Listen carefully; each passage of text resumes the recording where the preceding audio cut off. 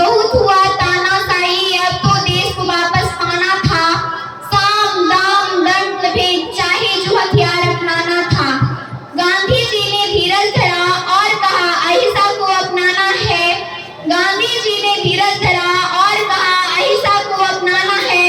ईंट का जवाब पत्थर नहीं होता, यह सबक अंग्रेजों को सिखाना है। अहिंसा को हथियार बनाया, ना कोई गोली बंदूक चलवाया, फिर भी हमने अंग्रेजों को अपने देश से खदेड़ भगाया और इस तारीख को हमने सुनहरे अक्षरों से गढ़वाया। यही हमारा स्वतंत्रता दिवस है भाइयों, जो शान से 15 अगस्त कहलाया, जो शान से 15 अगस्त कहलाया। कि आजाद हिंदुस्तान नहीं होता, कि आजाद हिंदुस्तान नहीं होता अगर किसी माँ का बेटा इस वतन पर कुर्बान नहीं होता, कि अगर किसी माँ का बेटा इस वतन पर कुर्बान नहीं होता। सब रिश्ते नाते भूल कर सीने पर गोली खानी पड़ती है मेरे दोस्त।